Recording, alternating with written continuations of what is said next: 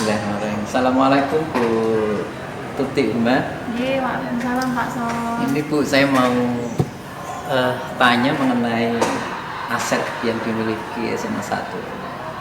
Aset Pak. Aset. Aset yang dimiliki sekolah itu kan sebenarnya di Semanik sangat luar biasa. Iya. Itu paling potensi yang di Semanik ini apa Bu? Yang bisa mengembangkan potensi anak gitu. Yang paling potensial atau yang paling penting Pak? Yang paling penting, yang paling potensial. Kalau penting semua penting Bu. Ya, semua penting. Iya. Oke. Kalau bicara yang paling potensial, menurut saya ya bingung ya Pak. Potensial semua kok Pak. Potensial semua. Ya. Cari yang paling Bu, yang paling potensial. Apakah Sebetulnya SDM-nya kalau potensial Bu? Kalau untuk pengembangan kompetensi siswa secara keseluruhan untuk kedepannya itu ya menurut saya yang potensial itu ya SDM sama sosial. Satu aja. Satu aja Pak. SDM misalkan Bu. Iya. Kenapa SDM di Semanik potensial? Dibuktikan oleh apa SDM-nya itu potensial itu Bu? Iya, karena memang saya pikir ya Pak, saya pikir itu guru-guru yang ada di sekolah, kemudian termasuk kepala sekolah, termasuk juga staf dan karyawan manajemen itu memiliki satu itu dedikasinya luar biasa Pak. Oh, oke. Dedikasinya luar biasa. Gitu. Tapi kan ketika orang sudah punya dedikasi yang tinggi, saya pikir mereka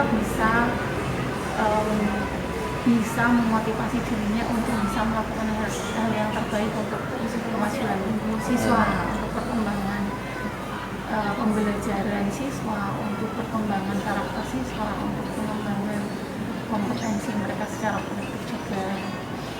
Nah, terus ketika saya lihat, saya amati dari sisi kemampuan, kalau tadi dedikasi ya Pak, yang kedua dari sisi kemampuan atau kompetensi para guru dan karyawan SMA 1 juga saya pikir luar biasa baik kalau dibandingkan dengan sekolah yang lain ya Pak. Oh, Sekolah yang lain. Okay. Pertama dedikasi, yang kedua kompetensi. Nah, sekarang pertanyaan berikutnya dari kompetensi yang luar biasa dari yang dimiliki oleh guru ini tadi. Pada proses belajarannya, kompetensi kepemimpinan apa dalam rangka untuk mendukung kemajuan anak? Karena arahnya ke anak. Ya. Okay. Nah, kalau bicara tentang kompetensi dari sumber daya sendiri di Semarang itu, saya pikir para gurunya terutama itu sudah mengarahkan siswa untuk bisa melakukan pembelajaran yang mandiri. Kemudian kaitannya dengan digitalisasi, sebagian juga sudah banyak yang memanfaatkan teknologi IT sehingga para siswa juga lebih bisa memanfaatkan teknologi terutama smartphone yang mereka miliki untuk proses pembelajaran. Jadi terutama tadi kemampuan penggunaan teknologinya untuk proses belajar.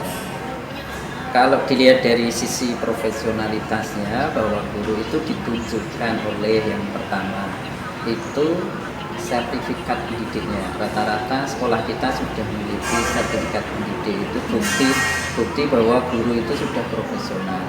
Dengan sertifikat pendidik itu kan mestinya sudah teruji bahwa mereka secara profesional itu sudah lolos dengan sertifikat pendidiknya. Barangkali nah, dari keunggulan tadi kalau saya simpulkan berarti keunggulan utamanya di SDM-nya ya.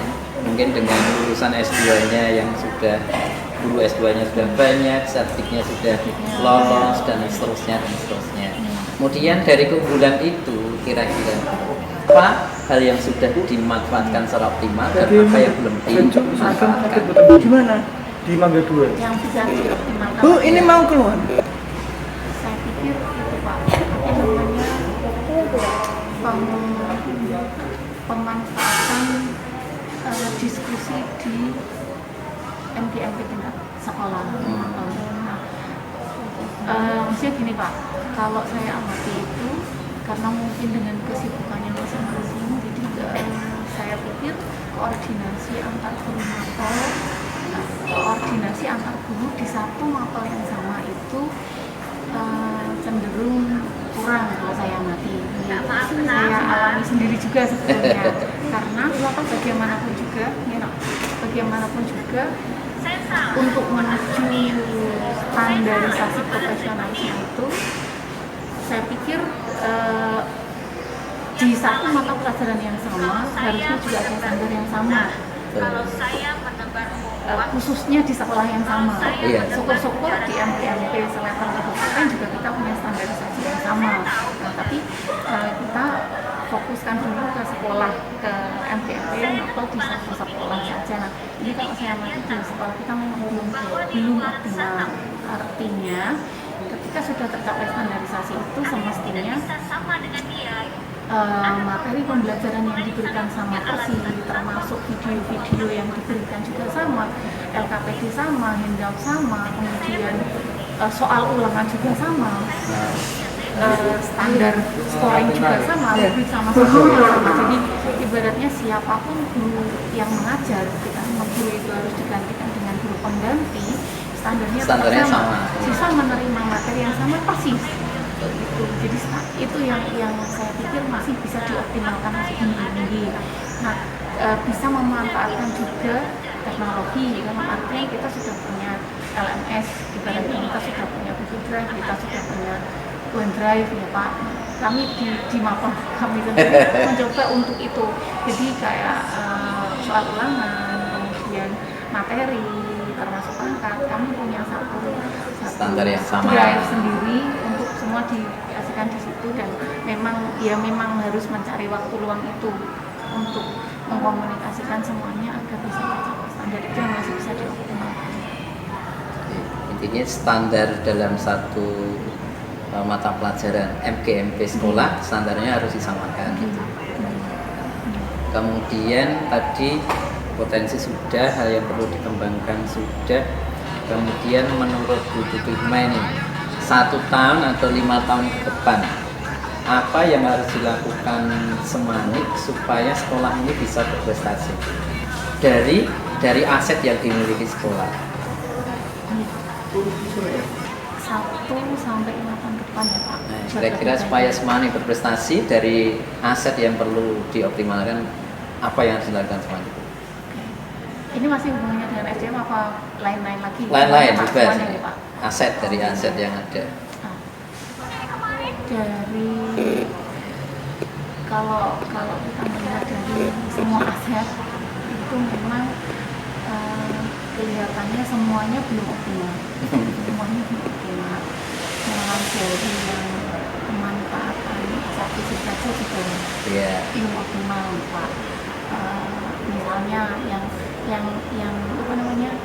yang sangat terlihat itu siswa itu ketika di perpus itu hanya mencari buku-buku yang ya nggak semua buku terjemah oleh siswa, nggak semua buku terjemah oleh siswa.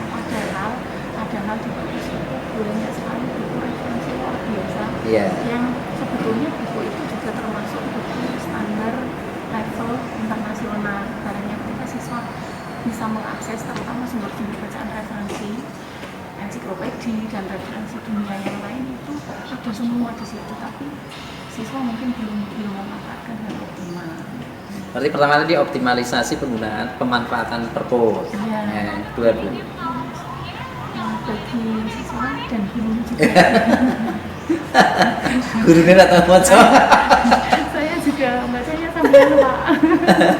Nek butuh gitu ya. Iya, betul. Tapi sudah luar biasa banyak. Apalagi Bu? Terus yang kedua Pak, yang kedua itu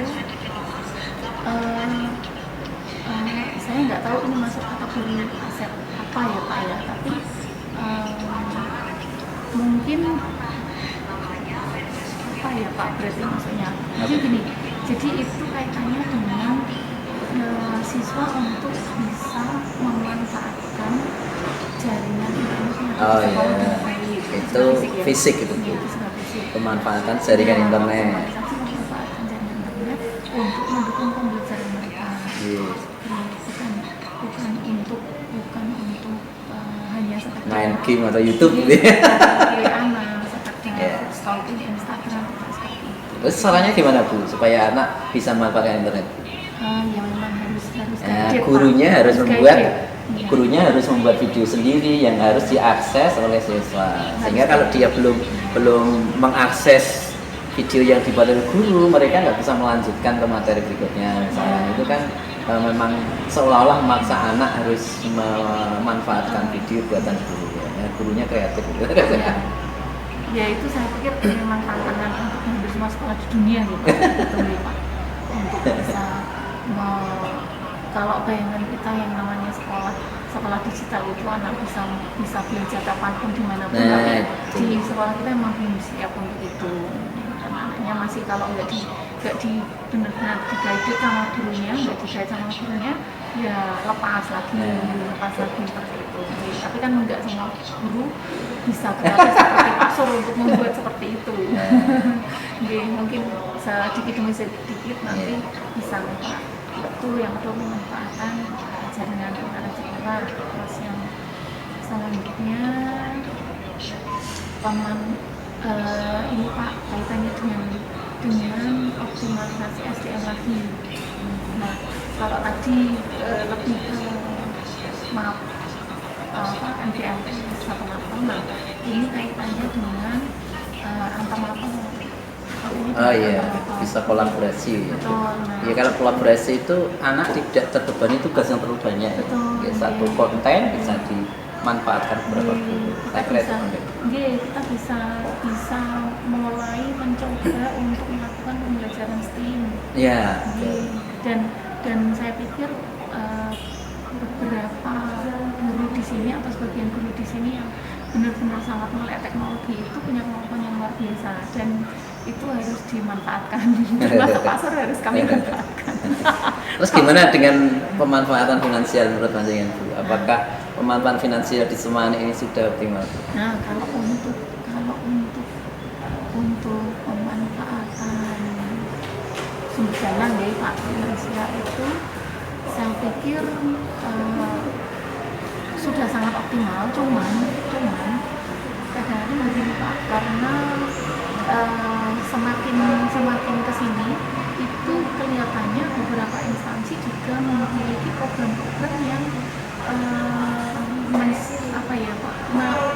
merekomendasikan mereka untuk mewujudkan, merealisasikan, mengimplementasikan program mereka itu lewat sekolah. Nah, itu memang itulah namanya modal sosial. Modal sosial politik itu harusnya memang sekolah melakukan kerjasama dengan lembaga-lembaga kedinasan.